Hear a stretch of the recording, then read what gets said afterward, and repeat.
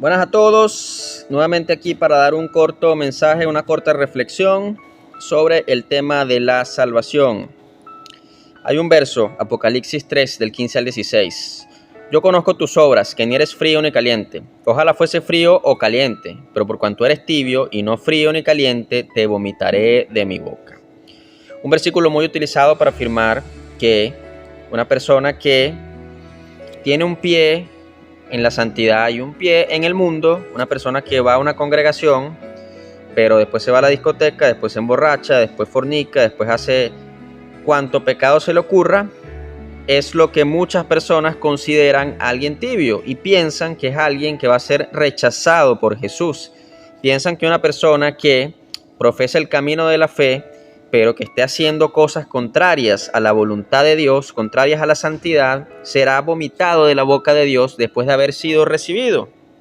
Ahora, hay un error de interpretación también con esto, porque yo te pregunto a ti, ¿qué es lo que una persona puede vomitar? ¿Una persona puede vomitar un órgano de su cuerpo? No, ¿verdad? No se podría. Tú no puedes vomitar tu cerebro, no puedes vomitar tu corazón, tus riñones, no puedes vomitar tu hígado, ¿no? Porque forma parte de tu cuerpo. ¿Qué es lo que generalmente un organismo que tenga la capacidad de vomitar, vomita? Vomitamos aquellas cosas que ingerimos, pero no se fusionan con nuestro cuerpo. No terminamos de digerir. Alimentos que están en mal estado, por ejemplo, podemos comerlos y los vomitamos y no llegan a fusionarse con nuestro cuerpo, no llegamos a digerirlos. Entonces, por tanto, los vomitamos. Ahora, no podemos vomitar algo que ya forma parte del cuerpo, ¿no? De la misma manera, cuando una persona ha nacido de nuevo, ha sido salva, no puede ser vomitada del cuerpo de Cristo, porque estaría él vomitando una parte de su cuerpo, y así como nosotros no podemos vomitar una parte de nuestro cuerpo, Cristo tampoco puede vomitar una parte de su cuerpo. Por tanto, si usted nació de nuevo y ha sido salvo, no es con usted eso de que a los tibios los vomitaré de mi boca. Ahora, ¿quiénes son los tibios? Bueno, antes de decir quiénes son los tibios, vamos a definir primero quiénes son los fríos y quiénes son los calientes. Los fríos, obviamente, son aquellas personas que se les predica la palabra, pero no quieren nada con Dios, o no se les predica la palabra en absoluto y murieron sin haber recibido, porque también hay personas que han pasado por eso. Son fríos porque no tienen ningún tipo de relación con Dios y no les interesa en lo más mínimo.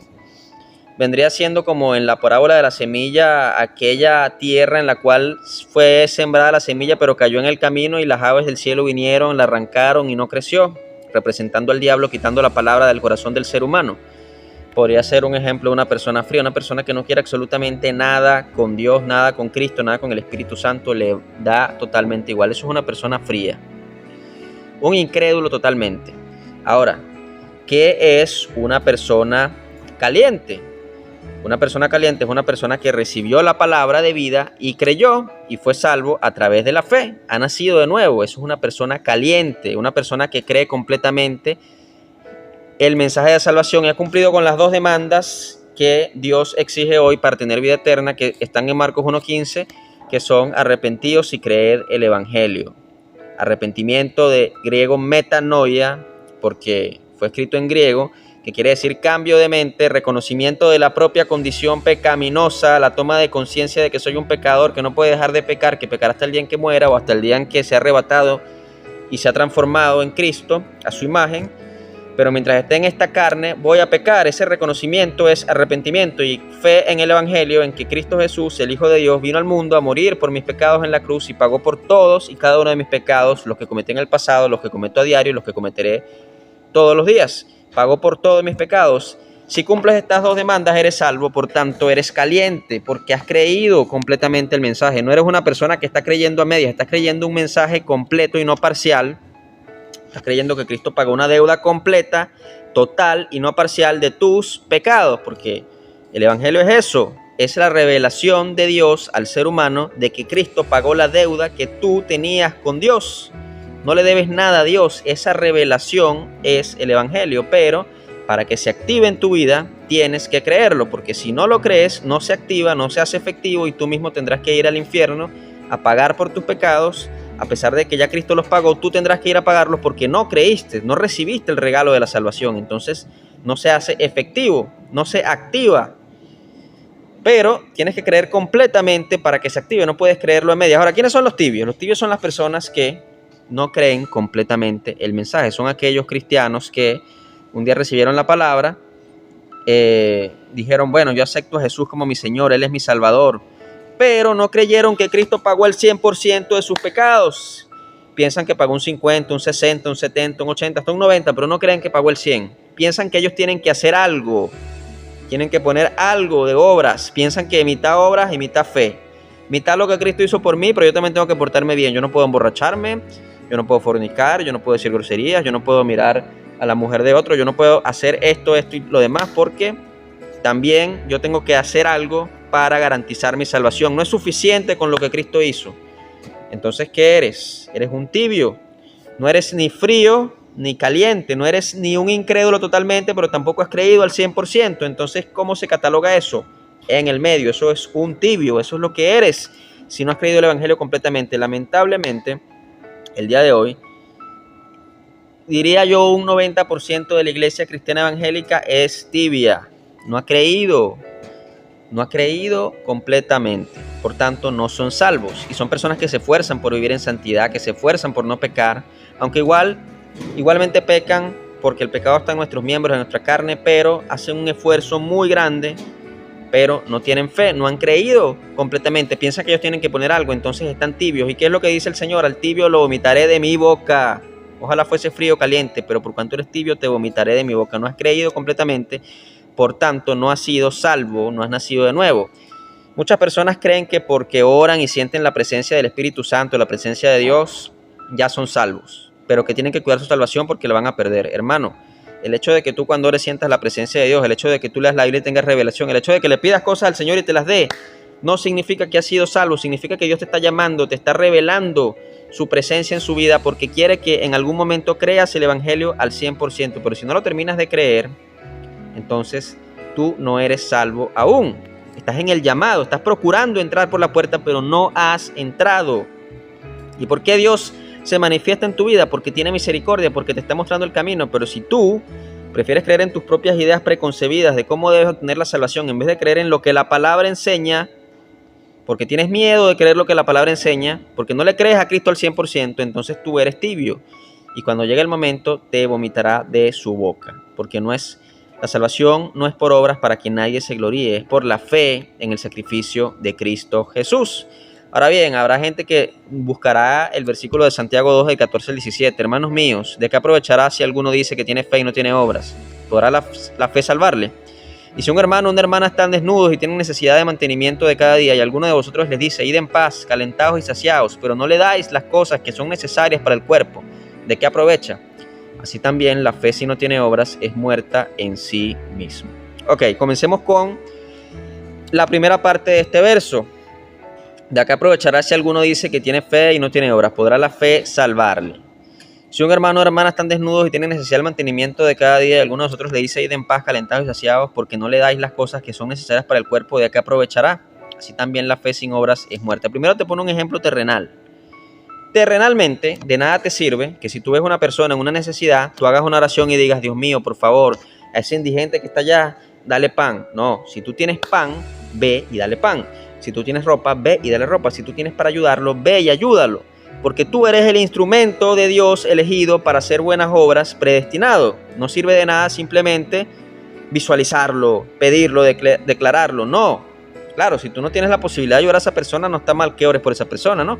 Pero si tienes la posibilidad, en vez de conformarte con una simple oración, con una simple petición, anda y haz algo por tu prójimo. Pero en el caso de la fe para salvación, porque no es lo mismo tener la fe para pedirle cosas a Dios. Dios, por favor, provéeme. Dios, por favor, dame ese favor que te estoy pidiendo. Señor, por favor, que me den ese puesto en el trabajo, que consiga ese trabajo, que me cure, que mi familiar se sane, que esto. No es lo mismo esa fe que la fe para salvación. ¿Por qué? Porque dice, así también la fe, si no tiene obras, es muerta en sí misma. La fe para salvación también requiere 2 obras, pero no son obras de justicia. Vamos a ver cuáles son esas 2 obras. Vamos a Juan 6, del 28 al 29. Entonces le dijeron a Jesús, ¿qué debemos hacer para poner en práctica las obras de Dios? Respondió Jesús y les dijo, esta es la obra de Dios, que creáis en el que Él ha enviado. ¿Cuál es la obra de Dios? Que creáis. ¿Quién es el que Él ha enviado? A Jesucristo, su Hijo. La obra que Dios quiere que hagan es que crean en Él, no es que estés haciendo obras de santidad para ser salvo. A Dios le agrada la santidad, Dios quiere que vivas en santidad, que te portes bien, que obedezcas. Claro que sí, yo no estoy invitando con este mensaje a nadie a pecar, pero no vas a vivir en santidad para ser salvo, porque la única obra que salva es creer en el que Él ha enviado. Y bueno, aparte, Hechos 17 del 30 al 31. Pero Dios, habiendo pasado por alto los tiempos de esta ignorancia, ahora manda a todos los hombres en todo lugar a que se arrepientan, por cuanto ha establecido un día en el cual juzgará al mundo con justicia por aquel varón a quien designó, dando fe a todos con haberle levantado de los muertos.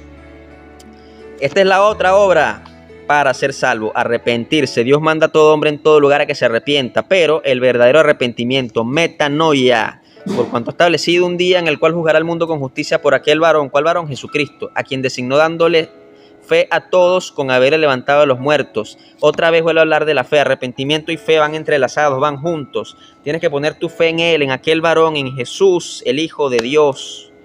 Entonces, las dos demandas, arrepentidos y creed el Evangelio, son las dos obras. Si tú no tienes esas dos obras, tu fe está muerta.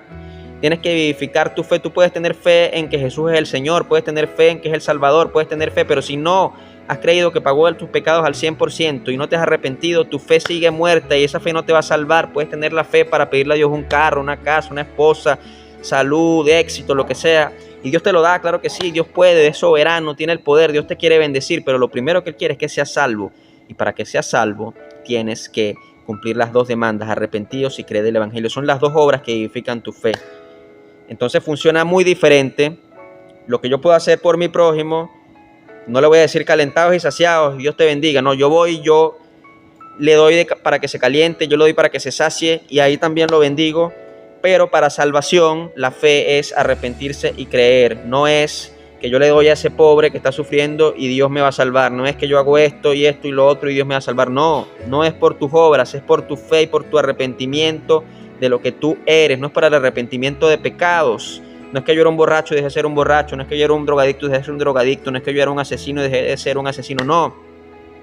Es que me reconocí a mí mismo como un pecador inmundo. Como que tengo el potencial de hacer cualquier pecado porque está en mi ADN. ¿Sabes cuál es el problema? Y me he dado cuenta de esto. La gente no sabe cuál es su potencial de maldad. ¿Por qué? Porque estamos en una sociedad, por lo menos en Occidente, que está muy civilizada a comparación de cómo estaba la sociedad en las épocas de la historia antigua. Por ejemplo, te vas a cualquier cultura antigua y tú veías que hacían sacrificios de humanos a los supuestos dioses, a los ídolos, y lo veían como algo normal. Te vas a, por ejemplo, el antiguo Imperio Romano y veías que habían gladiadores y la gente se divertía viendo cómo se mataban unos a otros. Y entonces, claro, vivimos en una sociedad donde si alguien asesina a otra persona va preso. Y donde hay mucha corrupción igual sigue siendo algo mal visto y bueno, las apariencias intentan guardarse. En los países más corruptos, más subdesarrollados, por lo menos se guarda la apariencia de que está mal hacer esas cosas aunque se hagan. Y eso nos da una sensación de que estamos en pleno siglo XXI y somos muy civilizados y ya no creemos que somos malos, pensamos que somos altruistas por naturaleza, pero no, hermano.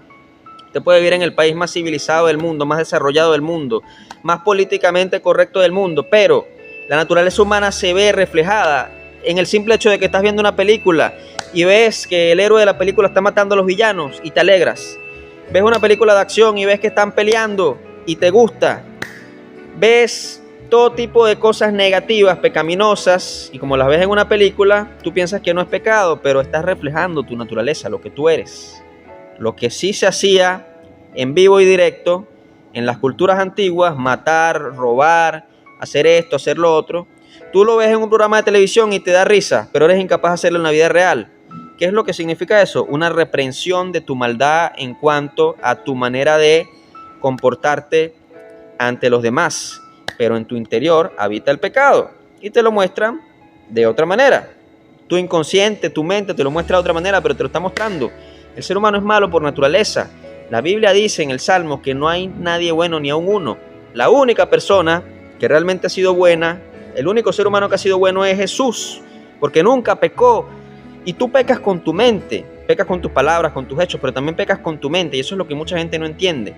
Entonces tú piensas que eres bueno, que eres civilizado, y te engañas, pero en realidad cuando conoces tu verdadera naturaleza, que te arrepientes, te das cuenta de que eres un ser perverso, malvado, que todos los pecados habitan en ti, aunque no los cometas todos, aunque no le hayas dado rienda suelta a la carne en todos, sino en algunos. De repente tu debilidad es el cigarro, el alcohol, eres mujeriego, pero eres incapaz, piensas tú, de matar, de robar. Piensa que eres una persona noble, pero en tu interior, en tu ADN, en lo más profundo de ti están todos los pecados. Tú eres capaz, tienes el potencial de cometer cualquier pecado porque está en tu ADN. Desde que Adán y Eva pecaron, nuestra naturaleza se volvió caída y somos capaces de cometer cualquier pecado. Solo que hay unos que están más fortalecidos que otros, pero tú eres malo, eres una persona mala. Hasta que no reconozcas tu maldad, hasta que no tengas una metamorfosis mental, no te vas a terminar de arrepentir.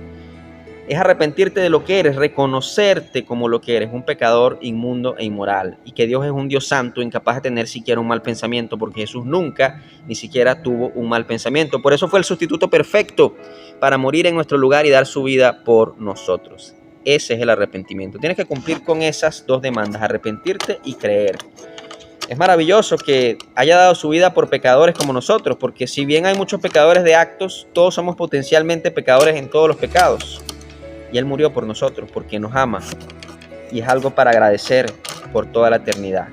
Claro que si has nacido de nuevo y has creído, has sido salvo, va a llegar un momento en que Dios va a hacer una transformación en tu cuerpo.